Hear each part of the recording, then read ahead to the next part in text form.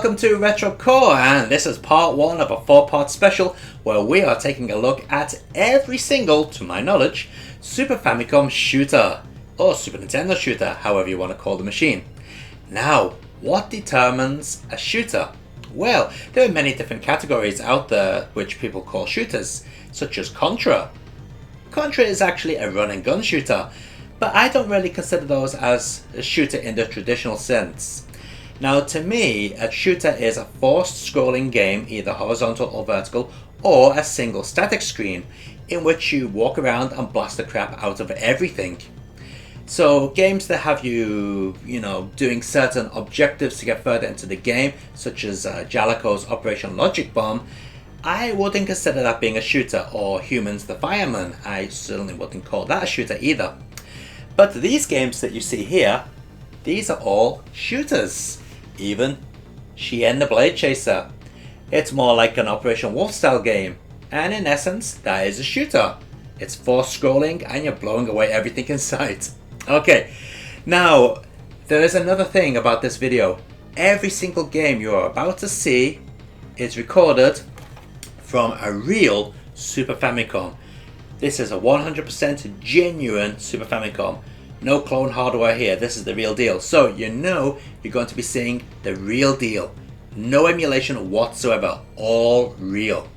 So without further ado, let's jump into the very first shooter in this 4-part special of the Super Famicom Shooting Special here on Retro Core.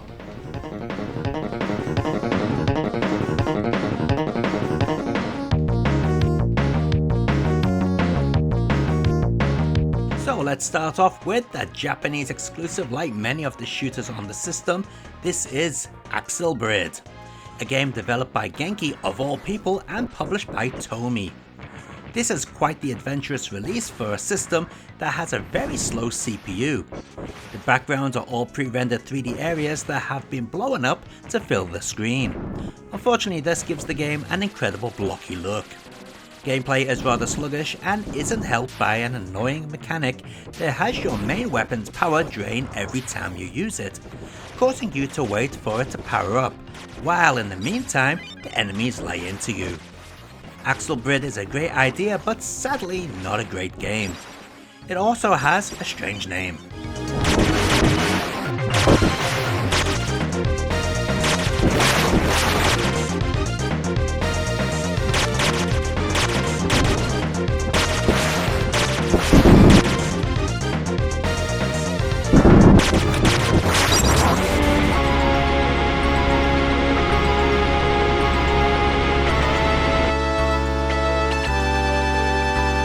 Known as US Squadron in the West, Area 88 is based upon the anime and manga of the same name. This was an early game from Capcom to the Super Famicom, yet it does feature some beautiful artwork and music. Yeah, it does use that horrible twangy Capcom sound engine, but the compositions are really nice. Gameplay is also pretty cool. Unlike a traditional shooter, this is non-linear, meaning that you can actually choose which stage you wish to play. Well, that is until the enemy threat is too close to home, which then results in the game choosing your stage. The recovery system is also pretty cool in this game. Getting hit will set off a period of vulnerability. During this period you will die with one hit, however manage to survive 10 to 15 seconds without getting hit and your energy bar will regenerate a certain percentage. Pretty cool. What else is cool is the slight RPG element to the game, which allows you to buy new aircraft and weapons. A nice idea that adds a lot to the replay value.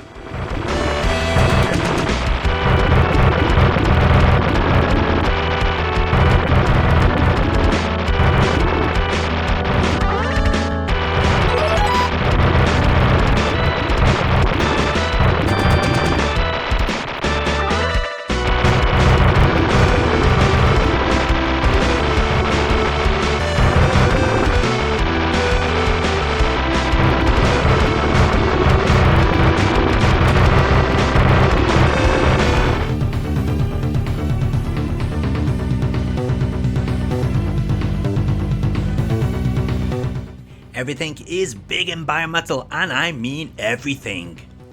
The developers really wanted to show that the Super Famicom could move around big sprites at lightning speed. They succeeded, but not 100%. You see, Biometal has some pretty serious slowdown issues, but saying that, they can also help with dodging the huge amount of projectiles on screen. The game's main unique feature is the spread weapon, which can not only expand but also be thrown out to attack enemies. This comes in real handy for boss battles, as it not only damages the boss but also clears the path of bullets. Sadly, the spread weapon has an energy meter, so you can't use it forever. Real game enthusiasts may also notice the similarity in music on this game to Battle Monsters on the Saturn. That's because both games use music by the same composer. In fact, Battle Monsters' opening demo uses one of the tracks found in Biometal. Western players wouldn't know this because the Western release had all its music changed to really crappy 2 unlimited mixes.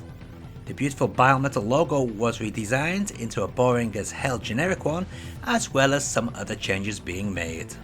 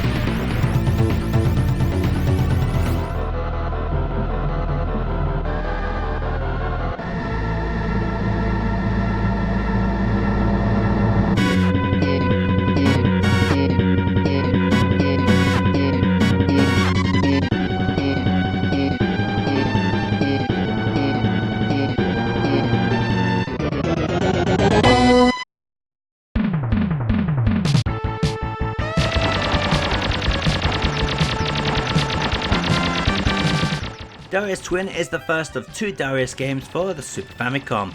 If you've played one Darius game, you've basically played them all, since they all follow the same powered up system and gameplay style. The difference between Darius games is the style they're aiming for. In this early game for the Super Famicom, Taito have opted for a more colourful look than previous games.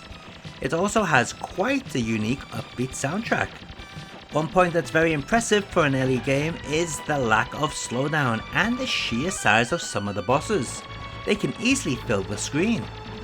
Darius Twin may not be the best shooter on the system, but it is a good one.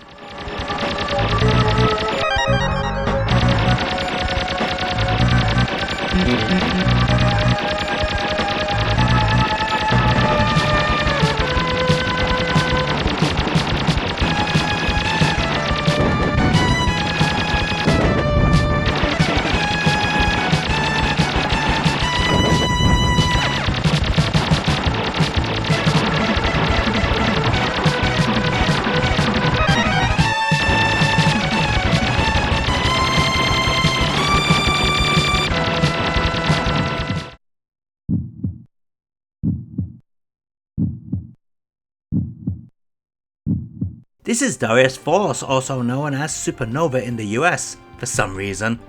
Yet another lackluster Darius game for the Super Famicom. It seems that during the early to mid 90s, Taito were really struggling. Is this a time most of their talent just got up and left? Bland gameplay, forgettable music that tries to sound epic but fails, and a difficulty that's too hard for its own good.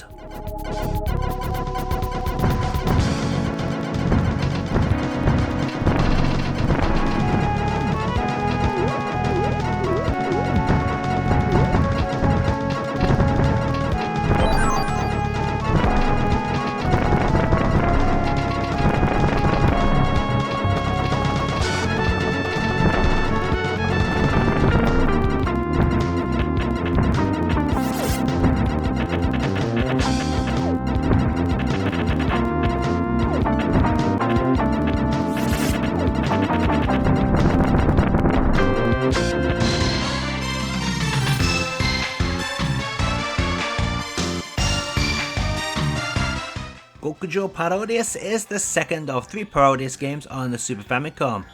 For the longest time, this was the only reasonable way to play the arcade hit at home, until the Saturn port was released.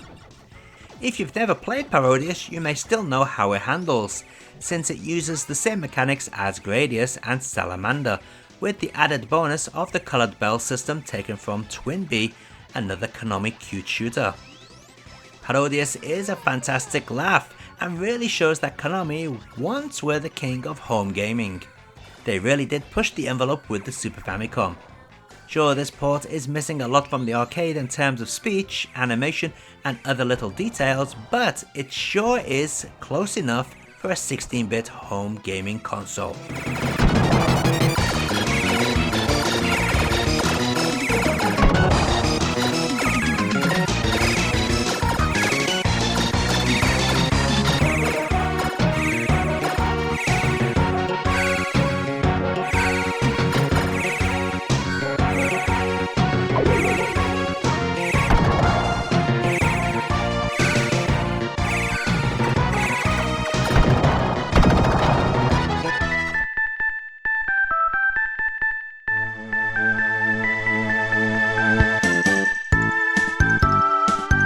There was one company other than Konami back in the 16-bit days that always meant quality, and that company was Natsume. They mostly made title ports or original games, and man, did they really have an eye for quality.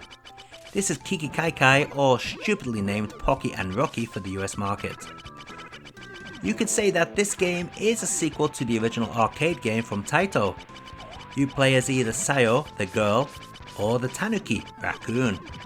At your disposal is a standard shot that can be powered up 3 times between 2 different types of shot. A smart bomb, are one that you wave to knock away projectiles or harm enemies, and a side move for quickly getting out of the way of things. As you can see, the level of detail in the graphics is second to none. So much attention to the little things, such as shadows when walking on the gates, to the little animations on enemy clothing. Even the music is great. If you've never played Kiki Kai Kai, you should really give it a try.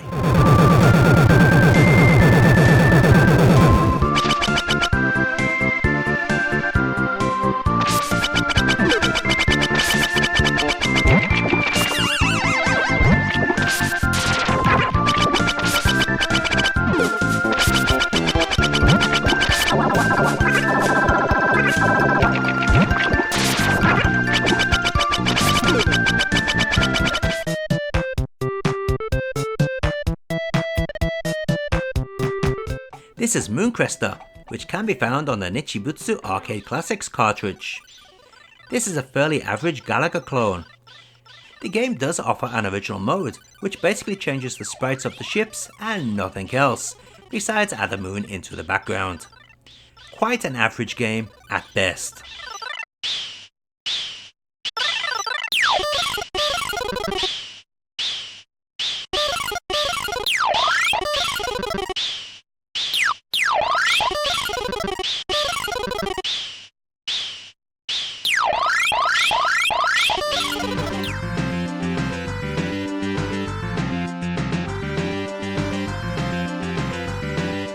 Raiden Densetsu is a classic shooter that on so many systems, yet the one on the Super Famicom has to be developed by Micronix, one of the worst Japanese game developers ever. This port is horrible. The scrolling is janky, sound uses the crappy sound engine that other Toei Animation released games use. Sometimes there are missing sound effects and the collision detection is off. This truly is a pretty bad port of one of the greatest granddaddy shooters out there.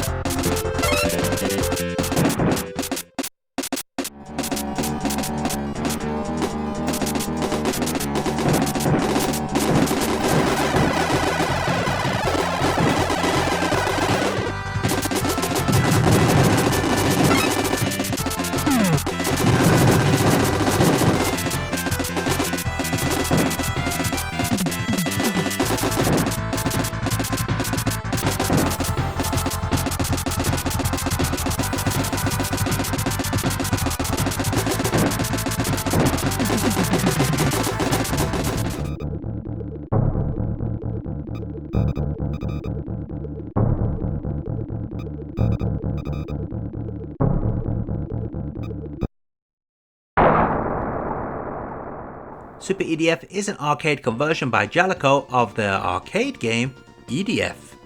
Surprisingly, the Super Famicom version, despite its bad slowdown, is actually more impressive than the arcade original. Super E.D.F has the typical Jaleco look. It tries to be a big budget looking game, but just doesn't make it, thanks to its simplistic and sometimes quite odd designs. Still, that's not to say this game has no detail. Take stage 1 for instance. I like how the sky's gradient changes during the stage to take you from morning to dusk. Pretty cool. The gameplay is like your typical shooter, but with one difference. Rather than picking up power-ups, your weapon power-ups via hit points. Yeah, just like an RPG. The more enemies you kill, the faster your weapon will power up. This is pretty cool, but does hold the issue of taking an age to get back to a high level if you die.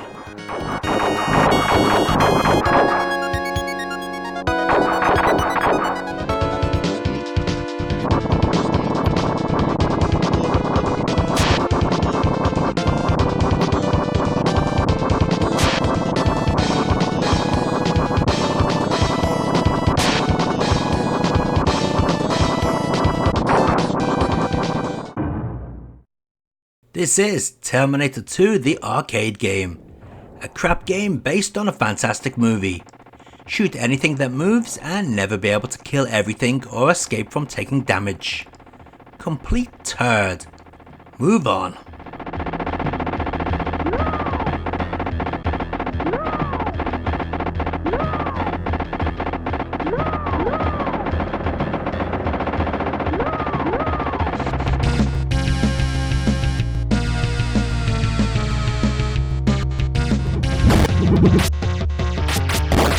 AI.